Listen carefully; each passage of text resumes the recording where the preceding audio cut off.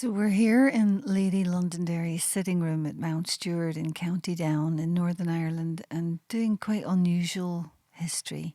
Normally, when you try and understand someone in the past, we're really here looking at the 1920s, it's mediated, your access to the past is mediated through archives which have been catalogued and put in usually quite regimented contexts, behind glass walls and in files and so on. But here we're actually in Lady Londonderry's favourite room, I think, and sitting at her desks. I've just finished several hours at her gardening desk and then several hours more at her correspondence desk. And you're surrounded by everything that she had and she owned and the intimate things that mattered to her. And you're able to do things like go through her account books and look at her loans and find out about her headache tablets that she kept nice and close. And you're very much able to experience as near as you could what it was like for her to be here in Mount Stewart. So, because you're sitting in someone's personal space, you get a sense of their intimate life, really, and how important, for a start, gardening was to her, how much that was central to her day to day activity, and what a huge amount of money she spent on keeping these amazing gardens amazing. Like £3,000 back in the 50s on peat, for example, I've just looked at, which, it's quite remarkable that you need to bring constituents of soil all the way to Northern Ireland in order to grow just the right kind of plant that you wanted to bring from wherever she'd brought it from, the Himalayas or Lebanon or wherever. So, I mean, you really get a sense of her as a kind of CEO. She has her two desks. She's organizing multiple things. She's got her kind of public persona where she's organizing things for the British Red Cross. And then the next thing she's doing is looking at how she can improve hospitals across Ulster. And she isn't getting anywhere with that. You can see from the letters. And then she dares to write to the Queen personally.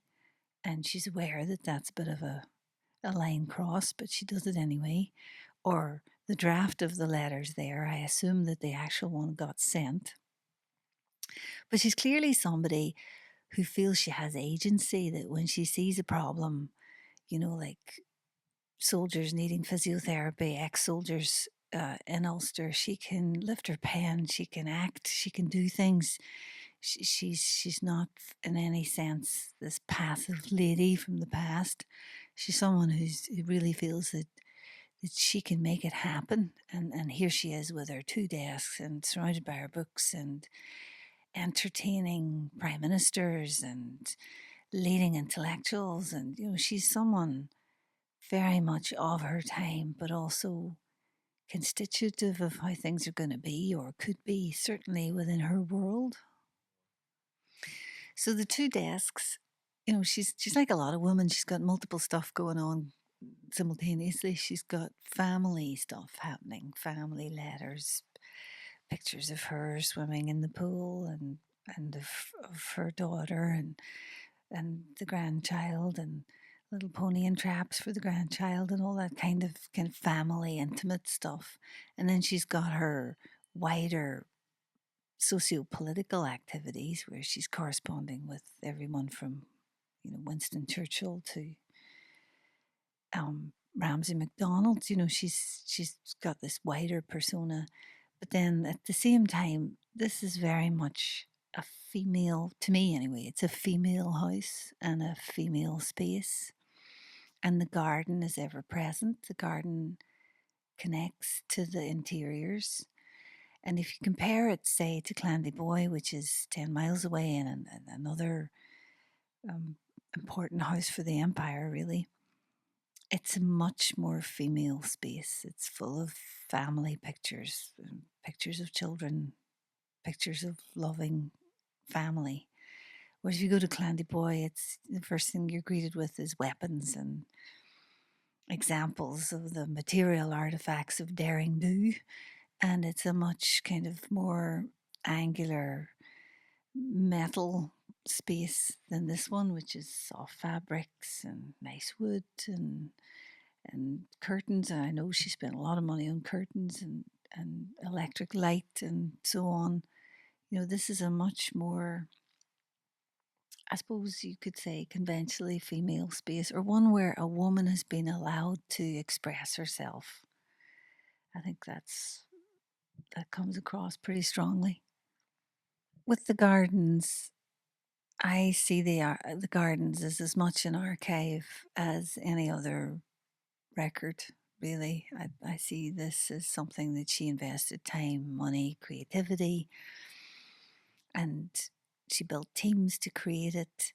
And it was very much a space she used for political, diplomatic, and social activities. I mean, I argue the gardens are a worlded archive because they're teeming with stuff from all over the world. She brought people from all over the world and she saw them as places that were in correspondence with the rest of the world, either through the gardening networks that she operated or, you know, literally from bringing people and transporting them here to be charmed. And she saw them as spaces of enchantment where she could enchant. And she's extremely beautiful, really, and sensual. And it's a very sensual space. And the letters that you read in her desks are full of people saying, "Wow, I've been to Mount Stewart and I'm enchanted, and the memories with me, and the smell of the potpourri, and the, you know, people are transported. Gardens are places where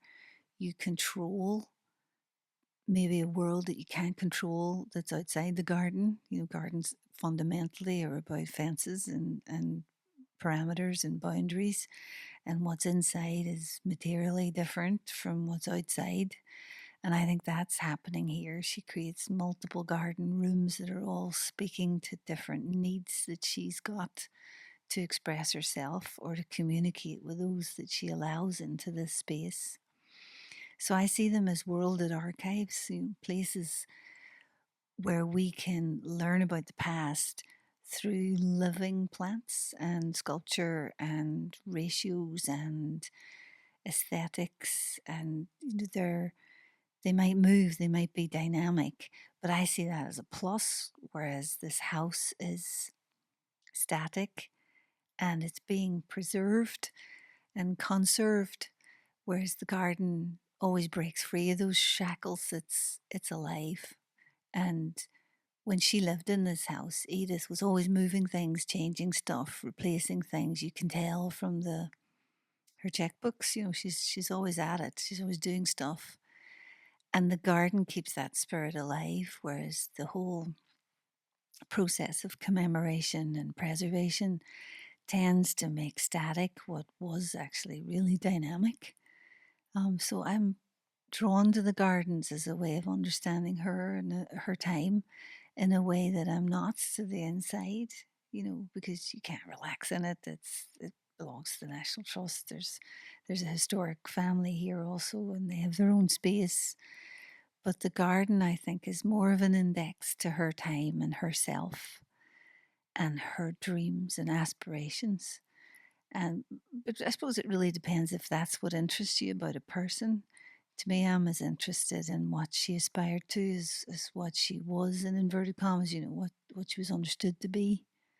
I think what she's aspiring to, the worlds that she's trying to make, um, they're as important as anything she might have achieved on paper. The other thing about this garden is I think it'll probably be here forever. So she'll be here in some way forever. And how many women of any status can say that in the beginning of the 20th century? How can you make a legacy that transcends the self, which is probably something all of us are interested in doing on one level or another? And within the limits and tramlines put on her agency, she's certainly done that. You know, I think arguably the gardens at Mount Stewart will have more of an afterlife than the house because it's been preserved and what's living can never be corralled.